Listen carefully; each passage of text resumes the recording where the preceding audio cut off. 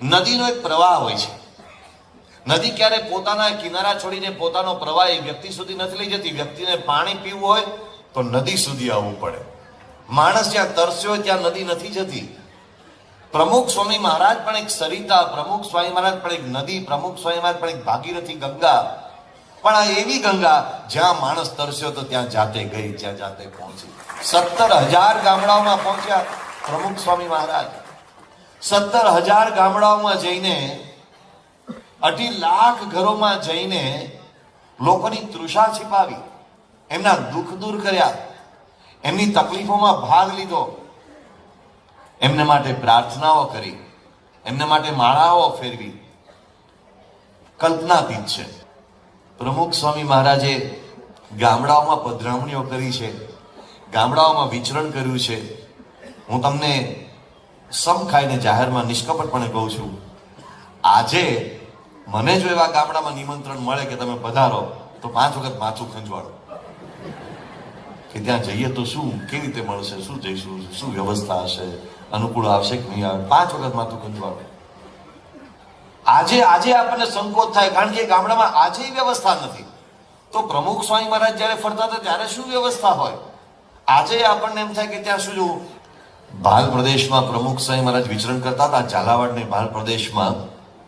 એ ગામડાઓમાં પ્રમુખ સ્વામી મહારાજ જયારે પધારેલા, એના અનુભવો કહેવા માટે કેટલાક હરિભક્તોને લીંબડી બોલાવેલા. જયારે લીંબડીમાં પ્રતિષ્ઠા થયેલી, એ હરિભક્તોએ પોતાના ગામમાં પ્રમુખ સ્વામી મહારાજ પધાર્યા ત્યારે એ ગામમાં એમણે કેવા કષ્ટ વેઠ્યા એની કેટલીક વાતો સ્વાનુભવની કરેલી. લીંબડીમાં પ્રતિષ્ઠા થઈ ત્યારે 2010માં. અને એમાં કેટલાક એ પ્રસંગો કયા. પ્રમુખ સ્વામી મહારાજ તળાવની પાળે સુવા ગયા હતા.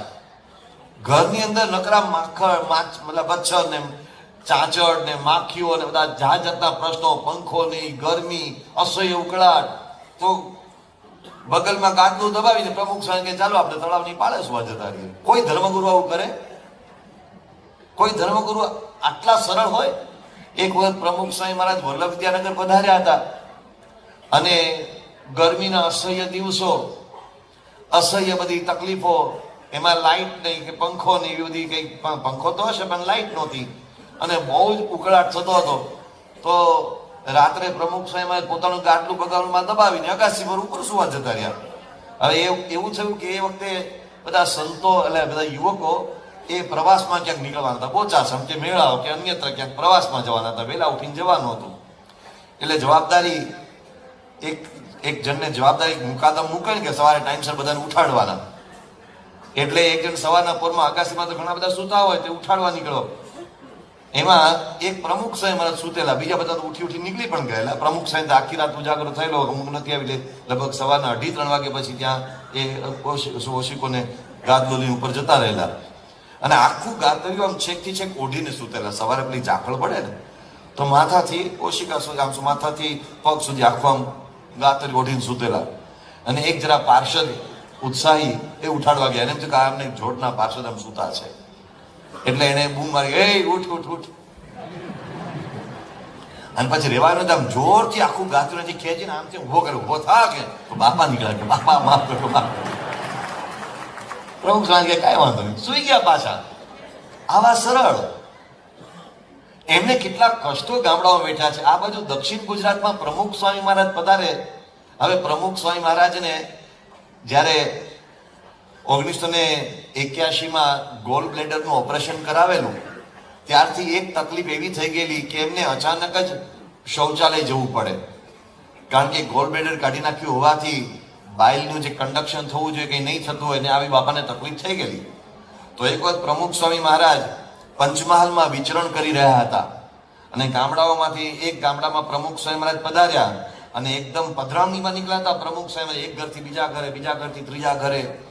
અને એમાં એ ગામમાં એક જ જાજરૂ, આખા ગામમાં કોઈ જાજરૂ જ નહીં. અને એ જાજરૂને તાળું મારીને એક ચાવી ડોશી રાખે, એ કોઈને આપે નહીં ચાવી. પ્રમુખ સ્વામી મહારાજ ત્યાં પધારેલા અને આવી બાપાને પરિસ્થિતિ ઊભી થઈ એકદમ જ, અને ઝાડા થઈ ગયા હતા પ્રમુખ સ્વામી મહારાજને પાછા. એટલે તાત્કાલિક હવે આવો શું કહેવાય કે આવી પરિસ્થિતિ હોય તો કોઈ માણસ પધરામણી નીકળે જ નહીં. આપણે તો છીકાછીક થયો તો બેસી જઈએ, ભાઈ હવે કઈ મારાથી નહીં થાય પૈસા. આમને તો બિચારાને અસહ્ય તકલીફ, એની વચ્ચે બાપા પધરામણીઓ કરતા હતા. એમાં વચ્ચે એમને અચાનક જ આ શૌચ વિધિ જવાનું થયું અને લોકોએ તાત્કાલિક કહ્યું કે સ્વામી એક જ જાજરું છે. સંતોએ પૂછ્યું તો કે ભાઈ વ્યવસ્થા છે ક્યાંય? તો કે આ એક જ જાજરું છે. અને બધા હરિભક્તોએ ડોશીને કહેવા ગયા કે ભાઈ જાજરું ખોલી આપ. તો કે હું ન ખોલું, સ્વામિનારાયણ સાધુ માટે નહીં, બોલો. પછી તો માથાકૂટ થઈ ને બધું જાત જાતનું કોક એને સમજાવવાનું થયું. પણ આવી પરિસ્થિતિમાં એમણે વિચરણ કર્યું છે. એક વખત પ્રમુખ સ્વામી મહારાજ ત્યાં દક્ષિણ ગુજરાતમાં આદિવાસી ક્ષેત્રમાં ગામડે પધારેલા. તો સ્નાન ક્યાં કરાવું પ્રમુખ સ્વામી મહારાજને? ચારે બાજુ કાદવ, કીચડ, કોઈ એવી વ્યવસ્થા નહીં, પાટલો નહીં, બેસવાનો પાટલો નહીં જેના પર પ્રમુખ સ્વામીને બેસાડીને સ્નાન કરવાની કોઈ વ્યવસ્થા હોય. આ વિશ્વ વંદનીય અનંત કોટી બ્રહ્માંડ અધિપતિ સ્વામિનારાયણ ભગવાનના ધારક, એ બધા આપણે વિશેષણો વાપરીએ છીએ ને, એ વિશેષણો વપરાતા પછીની વાત કરું છું. તે પ્રમુખ સ્વામી મહારાજને સ્નાન ક્યાં કરાવું? તો એ મોટરની બોનેટ ઉપર બેસાડીને બાપાને સ્નાન કરાવે.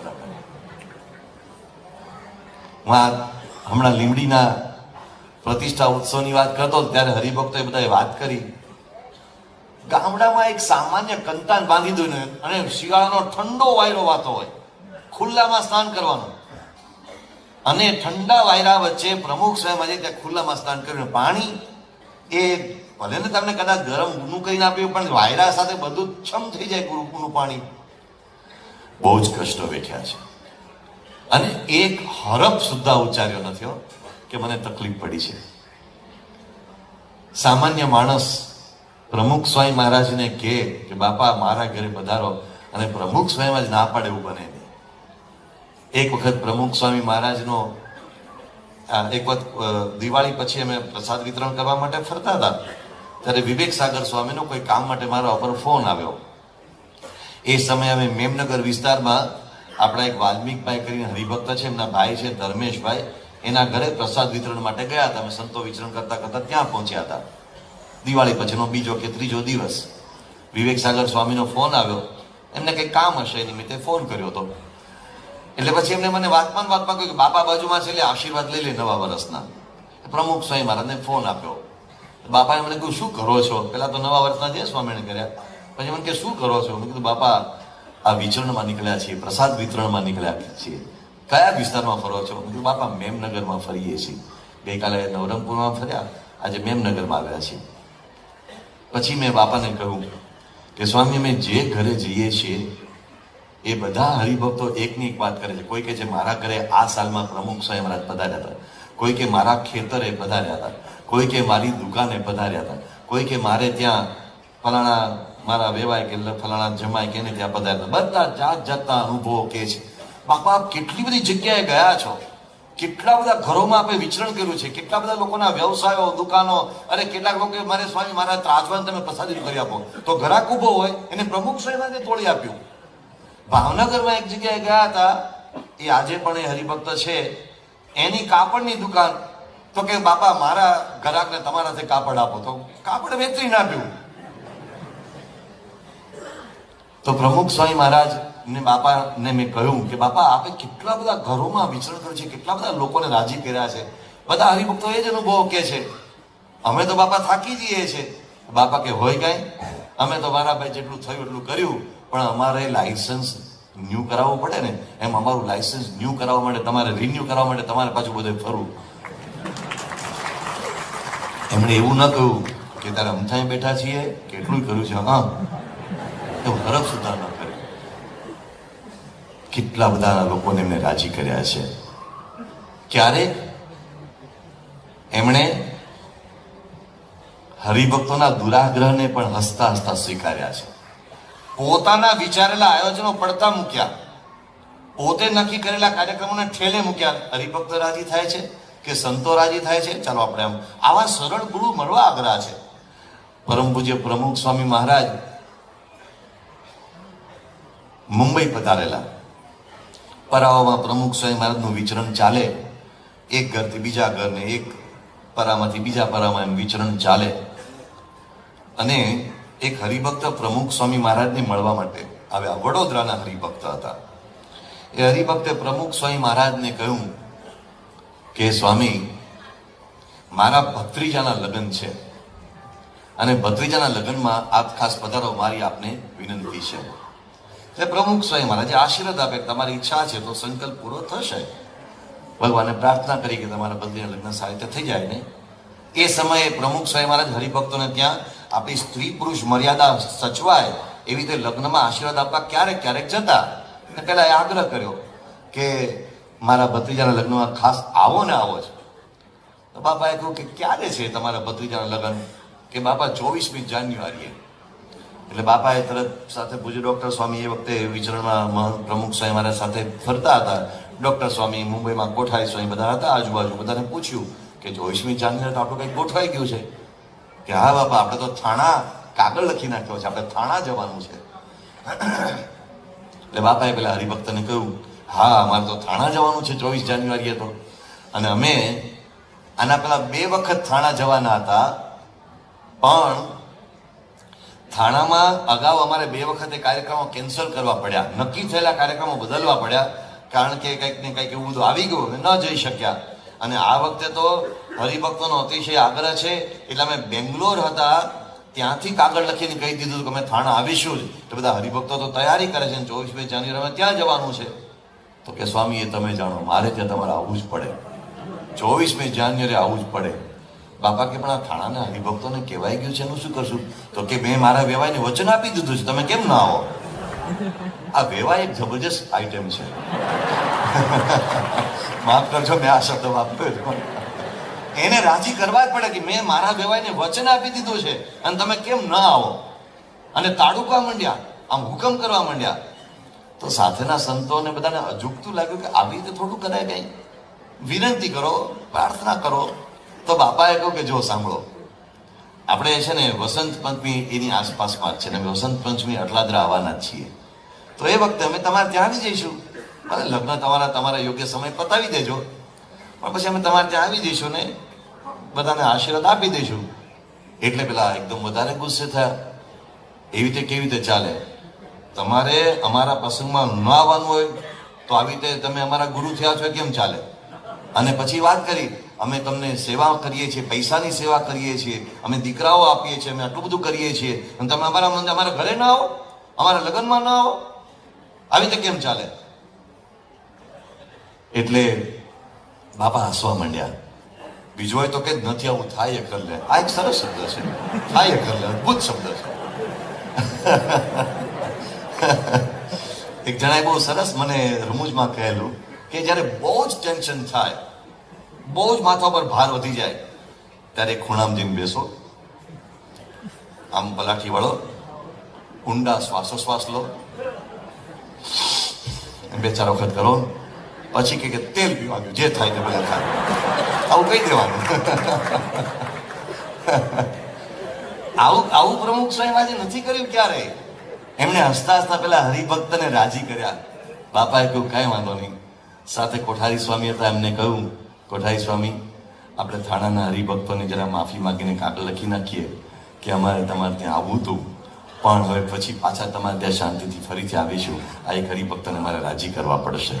અને પ્રમુખ સ્વામી મહારાજે પોતાનું આયોજન, પોતાના વિચારો પડતા મૂકી અને હરિભક્તને રાજી કર્યા. કેવા કેવા હરિભક્તોને કેવા કેવા સંજોગોમાં એમણે રાજી કર્યા છે. એક વખત પ્રમુખ સ્વામી મહારાજ ફરતા ફરતા પૂના અને નાસિક ને પંઢરપુર ને એ બાજુ વિચરણ કરી રહ્યા હતા. અને ત્યાં વિચરણ કરતા હતા એ દરમિયાન કુર્દુવાડી કરીને એક જગ્યા છે, ત્યાં રાત્રે 3 વાગે પહોંચ્યા.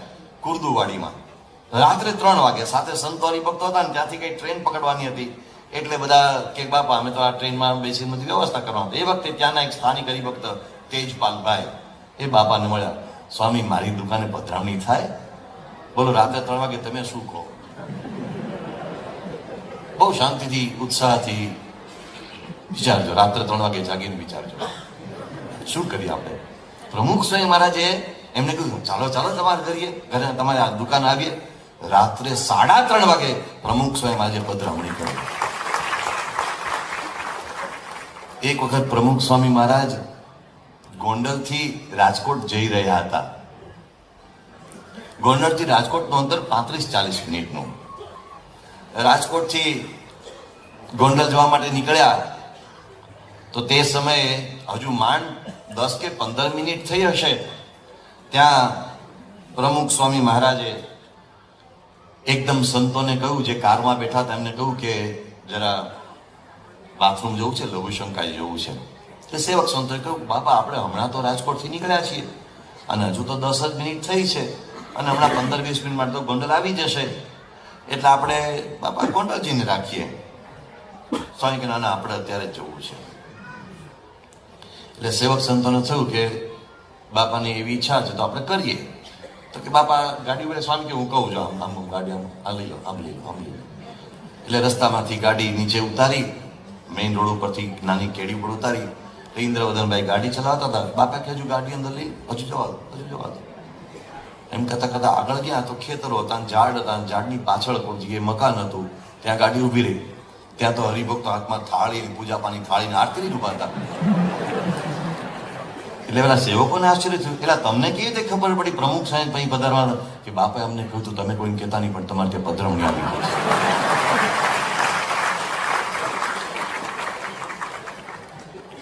અસંખ્ય લોકોને રાજી કર્યા છે, જાતનો વિચાર કર્યા સિવાય, જાતની પરવાહ કર્યા સિવાય.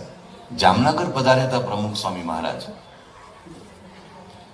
એક ડોક્ટરને ત્યાં પધરામણીએ યોગાનુયોગ જવાનું થયું. આ 1986-87 અરસાની વાત છે. યોગાનુયોગ પધરામણીમાં જ 5 પધરામણી જતી ને એ ડોક્ટરને ત્યાં પધરામણી આવી. ડોક્ટર સત્સંગી નહોતા, ગુણભાવી હતા, પણ પ્રમુખ સ્વામી મહારાજનો ચરણ સ્પર્શ કરવા એ નીચે નમ્યા. એમાં એમણે પ્રમુખ સ્વામી મહારાજના પગે ચડેલા સોજા જોયા. એટલે એમને પૂછ્યું કે આપને સોજા કાયમ રહે છે પગે? અને એમને ખબર પડી કે 3 વર્ષ પહેલા પ્રમુખ સ્વામી મહારાજને હાર્ટ એટેક આવેલો છે. એટલે એમણે જરા ગંભીરતાથી એ વાતને લીધી. એમણે કહ્યું, સ્વામીજી તમને હાર્ટ એટેક આવી ગયેલો છે, એટલે કે તમને એક હાર્ટની તકલીફ થઈ ચૂકેલી છે અને તમારા આ પગે સોજા છે, એટલે તમારે હવે આ શ્રમ ન લેવો જોઈએ, તમારે આવું ન કરવું જોઈએ. તમે કૃપા કરીને તાત્કાલિક હવે આરામ કરો અને રાજકોટ કે અમદાવાદ કે કોઈ સારા સ્થળે જઈને સારા ડોક્ટરની સલાહ લો. તમારે તાત્કાલિક હવે આની વ્યવસ્થા વિચારવી છે, કારણ કે તમને હાર્ટ એટેક ઓલરેડી આવી ગયો છે. બાપા હસતા હસતા કહેવાય, મારા ભાઈ આ તો શરીર છે, શરીરનું કામ શરીર કર્યા કરે, આપણે આપણું કામ કર્યા કરીએ. બહુ કંઈ શાંતિથી પ્રમુખ સાહેબ એને ઉત્તર આપી દીધો, બહુ આમ કંઈ સિરિયસલી લીધા સિવાય. પણ પહેલા ડોક્ટરે કહ્યું સંતોને કે હવે તમે આમને પધરામણી નહીં કરાવતા, આમને તાત્કાલિક તમે આરામમાં લઈ જાઓ, આમને તાત્કાલિક આરામ કરાવડાવો. બહાર નીકળીને પ્રમુખ સાહેબે કહ્યું કે આપણે 5 પધરામણી બાકી છે ને પતાવી દઈએ. અને પછી પ્રમુખ સાહેબે બીજી 5 પધરામણીઓ કરી. કોણ કરે આવું? એક હરિભક્તને હાર્ટ એટેક આવેલો. હાર્ટ એટેક પછી થોડા સમય પછી આરામ પછી ડોક્ટરે એમ કહ્યું રોજ તમારે 100 પગલા ચાલવા. એ હરિભક્ત 100 પગલા ચાલે, આ એમણે મને જાતે કહેલી વાત છે. એ 100 પગલા ચાલે ને 101માં પગલે ઉભા રહી જાય, હવે તમે ઉંચકીને મૂકો, હું ન ચાલું, પાછો બીજો એટેક આવી જાય. લોકો કેટલા કોન્શિયસ થઈ જાય છે. પોતાને એક વખત હાર્ટ એટેક આવ્યો હોય, હૃદયરોગનો હુમલો હોય તો માણસ કોન્શિયસ થઈ જાય કે મારે મારી હેલ્થનું શું એમ. પ્રમુખ સ્વામી મહારાજને બાયપાસ સર્જરી કરાવ્યા પછી પણ એમને પેલા ડોક્ટર વિલિયમ શ્વોર્ટ્ઝે કહ્યું, you are sitting on a volcano, તમે જ્વાળામુખી ઉપર બેઠા છો. એવી સ્વાસ્થ્યની ગંભીર પરિસ્થિતિ હતી. એવા સંજોગો પહેલા પ્રમુખ સ્વામી મહારાજ ધુલિયા છાત્રાલયનું ઉદઘાટન કરવા પધાર્યા મહારાષ્ટ્ર. એવા સંજોગોમાં ત્યાંથી સાંકરી પધાર્યા, ત્યાંથી મુંબઈ પધાર્યા અને પછી આ આખો એમનો એન્જિયોગ્રાફીનો આ બાયપાસ સર્જરીનો આખો પ્રસંગ બન્યો.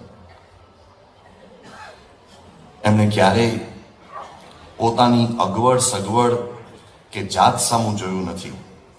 પ્રમુખ સ્વામી મહારાજે જે રીતે હરિભક્તોને, સંતોને, સમાજને, વિશ્વને એના ઉત્કર્ષ માટે સમય આપ્યો છે, જે રીતે પુરુષાર્થ કર્યો છે, એની ગાથા કદાચ ભવિષ્યમાં કોઈ નોંધશે તો હંમેશા એ એક માત્ર નિમિત્ત પૂરતું લખાશે. અત્યારે પૂજ્ય આદર્શજીવન સ્વામી જીવન ચરિત્ર લખી રહ્યા છે. એમને પણ ખબર છે અને બધાને ખબર છે કેટલી બધી વાતો, અનટોલ્ડ સ્ટોરીઝ, ન કહેવાયેલી કથાઓ લોકોના હૃદયમાં સંગ્રહાયેલી છે. કેટલા બધા પ્રસંગો, એક એક વ્યક્તિને તમે પૂછો, એ બેઠેલા લોકોને, પૂજ્ય સંતોને પૂછો, કેટલી બધી બાબતો, અનટોલ્ડ સ્ટોરીઝ, ગંજના ગંજ ખડકાય. એટલું બધું પ્રમુખ સ્વામી મહારાજે કાર્ય કર્યું છે, જે લોકોના સંગ્રહાલયમાં સ્મૃતિ રૂપે પડ્યું છે.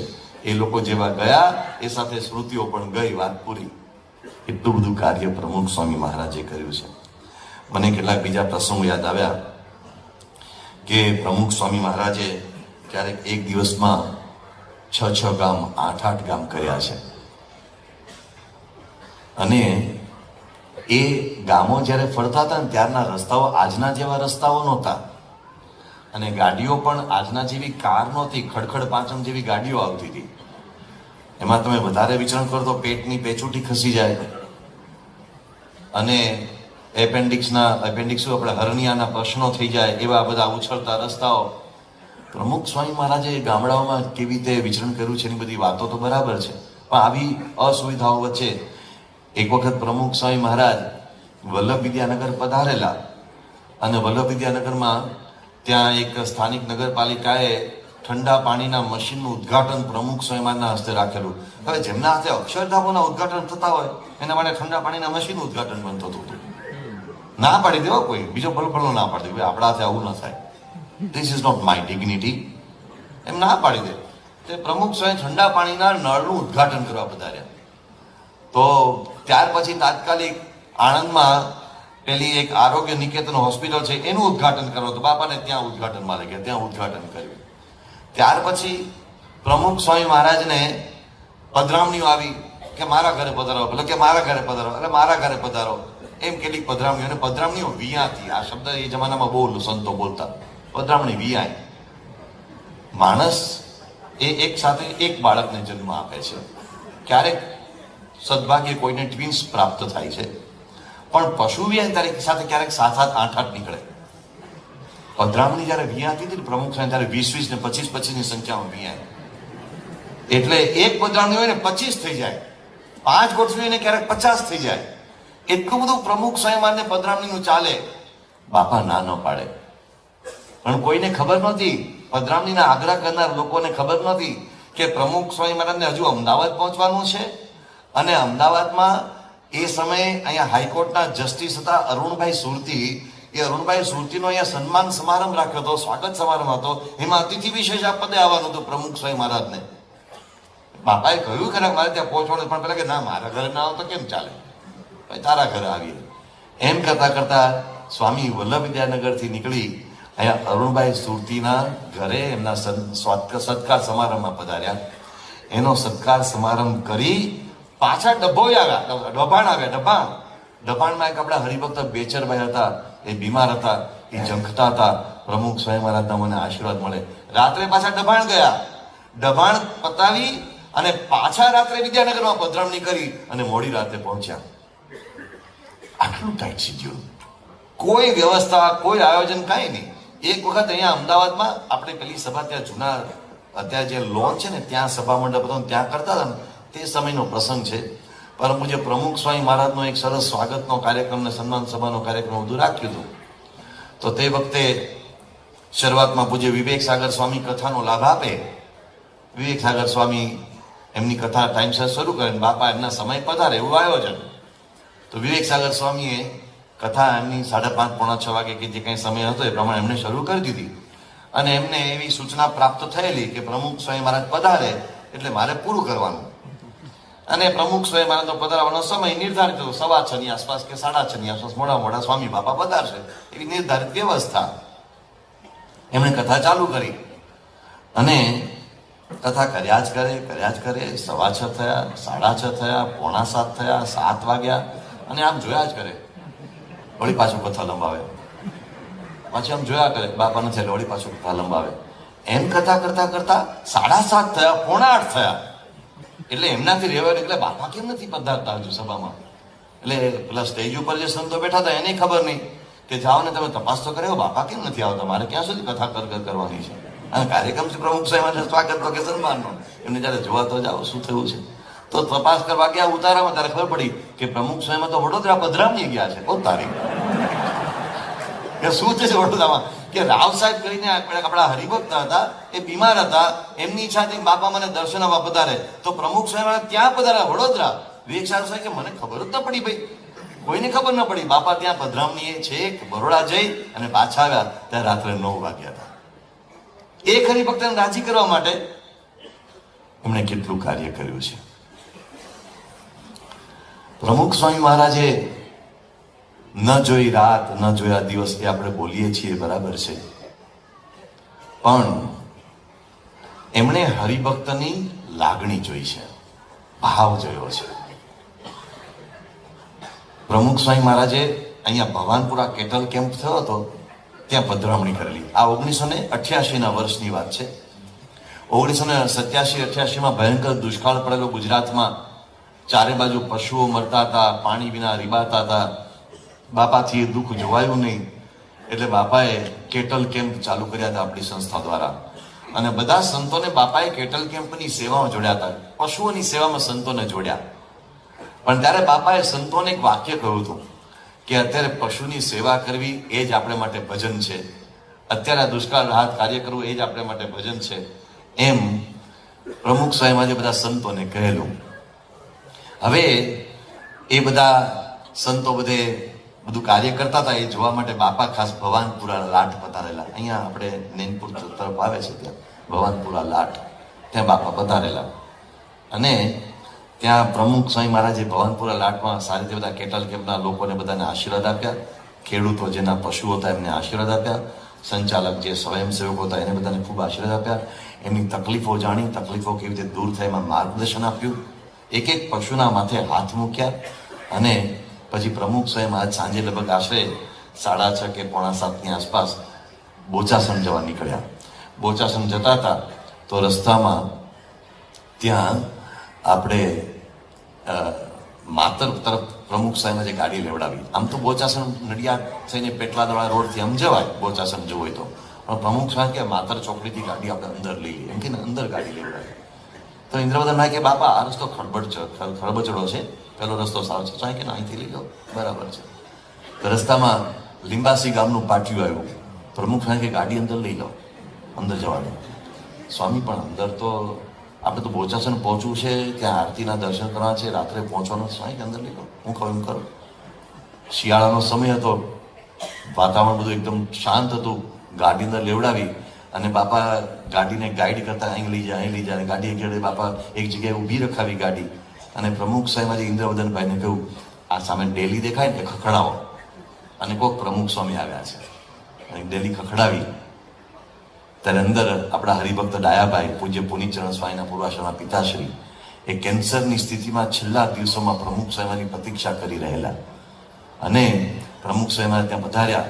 ડાયાભાઈની આંખમાંથી આંસુ જાય. બાપા મને એમ રહ્યા કરતું હતું કે મારા જીવના છેલ્લા દિવસો છે, મારાથી ઘરની બહાર નીકળાતું નથી, મને એક વખત બાપાના દર્શન થઈ જાય તો સારું, એમ મનમાં રટણા કરતો હતો. તમે મારા આંગણે પધાર્યા.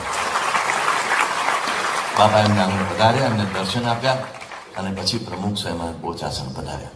એક એક હરિભક્તની લાગણીને, ભાવનાને એમને સ્વીકારી છે. આવા અસંખ્ય પ્રસંગો છે, અસંખ્ય વાતો છે. આ બધું પ્રમુખ સ્વામી મહારાજે કર્યું. એ ઇતિહાસમાં પાનાઓમાં સમાયું, હરિભક્તોના હૃદયમાં સચવાયું, હરિભક્તોની સ્મૃતિઓમાં, સંતોની સ્મૃતિઓમાં સચવાયું. એ વાત તો બરાબર, પણ હવે વારો આપણો છે. પ્રમુખ સ્વામી મહારાજનો શતાબ્દી ઉત્સવ આવે છે. હવે ગુરુ માટે કરવાનો વારો આપણો છે. આપણે ગુરુ એ આપણા માટે કર્યું છે, એનું તો આપણે 100મા ભાગનું પણ ચૂકવી શકીએ એમ નથી. પણ જે પણ યત કિંચિત આપણે માટે સેવાનો અવસર આવ્યો છે, તો આ અમદાવાદમાં પ્રમુખ સ્વામી મહારાજનો જન્મ શતાબ્દી મહોત્સવ આવી રહ્યો છે. આપણે ગુરુને એવી રીતે વધાવીએ, ગુરુના જન્મ જયંતિ ઉત્સવનો એવી રીતે ભવ્ય આનંદ ઉત્સવથી એનો ઉમંગે એ કાર્યક્રમ કરીએ, જેથી આખી દુનિયામાં એનો એક ઉદ્ઘોષ ઊભો થાય કે આ પૃથ્વી ધન્ય થઈ હતી પ્રમુખ સ્વામી મહારાજ દ્વારા. આ પૃથ્વી ધન્ય બની આવા મહાપુરુષ દ્વારા. અને આજે એવા મહાપુરુષ પરમ પૂજ્ય મહંત સ્વામી મહારાજ આ પૃથ્વી પર વિચરે છે, તો ઉદ્ઘોષ આખા વિશ્વમાં થાય એવી આપણને શક્તિ આપે, ભક્તિ આપે, એ જ પ્રાર્થના. સ્વામિનારાયણ ભગવાન.